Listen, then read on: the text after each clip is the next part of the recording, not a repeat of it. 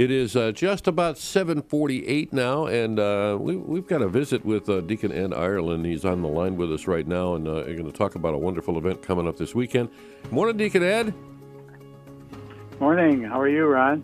Good. Good morning, Deacon Ed. It's Dave here as well. Good to be with you this morning. Hi, how are you? I wanted nice to hear your voice. I wanted to start with this question, Deacon Ed. How does it feel to have a whole song written for you? Ireland, you know that one? No, never mind. Nobody even knows. I went to a concert and they sang it. I was looking for you. I thought, man, if Deacon Ed is here, how fabulous would that be? All right, so for 19 years now, wow, St. Joe's Maumee and the Knights of Columbus have really kind of put together this March for Life, and that one's coming up, isn't it? Yes, it is. It's coming up this Sunday, the 19th. And then, of course, the Knights of Columbus are involved, but also other groups as well. So how does this play out? What time should people get there, and what do they need to know?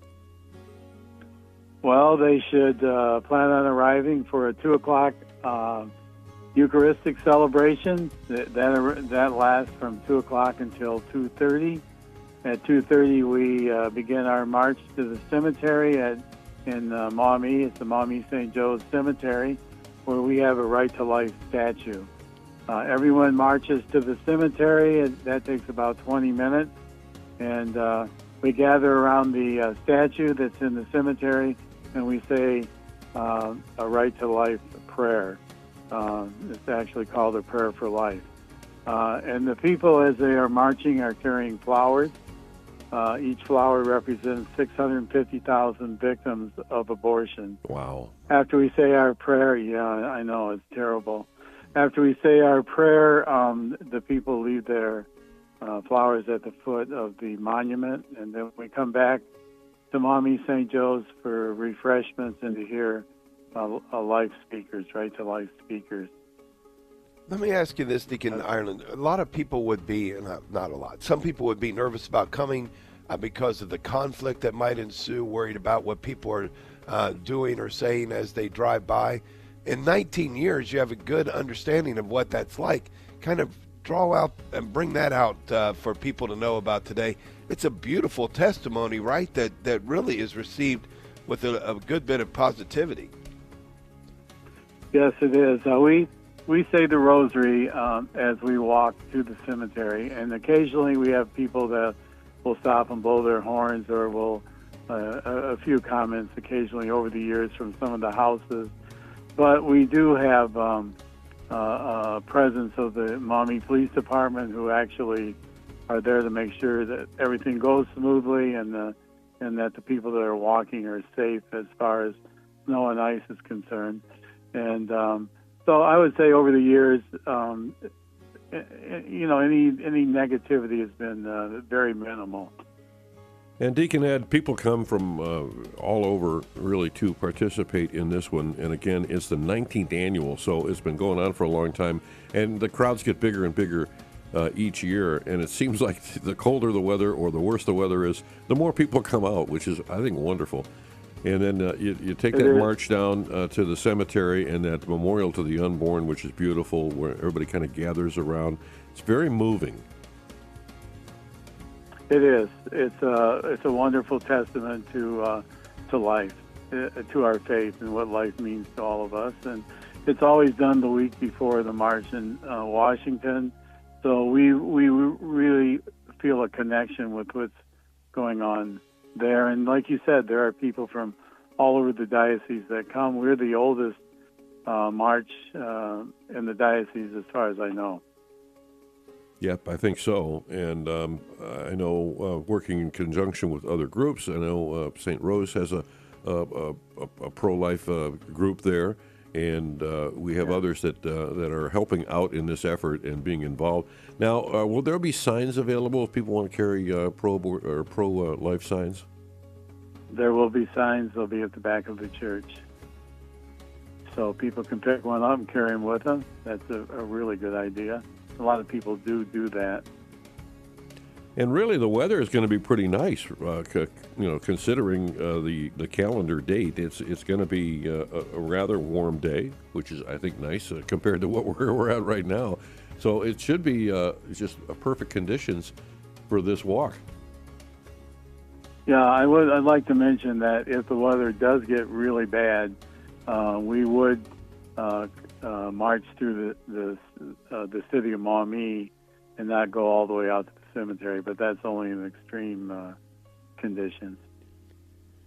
I want to switch gears here for just a minute, Deacon Ed.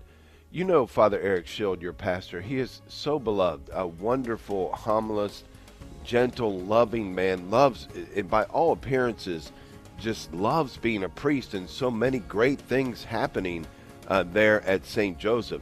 And there has to be something a negative.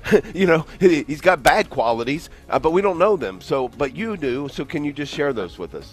Just a list, top 3. You don't have to go too deep. No, I'm just kidding. We love St. Joseph. We love everything about Father Schild and all the wonderful things that are happening there. But 19 years of this march, Deacon Ed, this is amazing and has really set the pace, as Ron said, for the rest of the diocese, and we are so thankful for your part in it and the fact that this continues to be such a great witness, not only to those who experience it in person there in Maumee and through the march, but for all of us who have heard about it over all these years and then have been encouraged to go out and do other things in our own parishes because of it. So thank you very much for your efforts regarding this march.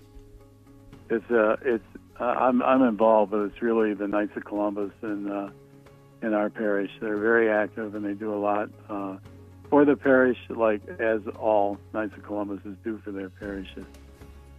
Now, for those that are more in WHRQ country out there, Huron County Right to Life's North Coast Right to Life March is also taking place Sunday.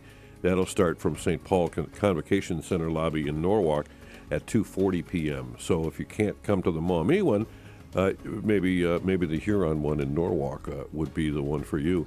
But this 19th annual March for Life, hosted by Knights of Columbus Council 11370, a wonderful opportunity. You get to kind of reconnect with people maybe you walked with previous years, or meet some new friends. It's a great opportunity for everybody to come together, and there is strength in numbers, aren't there, Deacon Ed? I mean, you just feel like we're all here for a common reason, and that's a great feeling. Yes, it is. It's a good way of, as a community, saying what's really important to us, and what's really important to us is really important. Is what's really important to God. So we feel like we're doing His will when we're doing this, and it's a great opportunity, especially if you can't be in Washington, to show how important this is to all of us. So again, this Sunday in the church for opening prayer at 2 p.m. at St. Joseph Maumee at 104 West Broadway at Conan Street. And then the march at 2:30 down to the cemetery, memorial to the unborn, and then back to St. Joe's for hot beverages and refreshments. Deacon Ed Ireland, thank you so much for joining us this morning on Morning Offering. Thank you, Deacon Ed. Thank both of you. All right. Now, Ron, you noticed I gave him that little window. I thought maybe he'd creep in. Maybe he had some stuff he wanted to tell us about Father Eric. I assume there wasn't anything, but just in case, Well, it sounds like sudden death. I can reveal one thing, Dave. Yes. He's tall. He is tall, and he's wonderful, and we're very thankful for him. And he likes people, so. Oh, that's for sure. Deacon Ed, thank you so much. Have a great day. We'll see you Sunday. Thank both of you. Really appreciate it.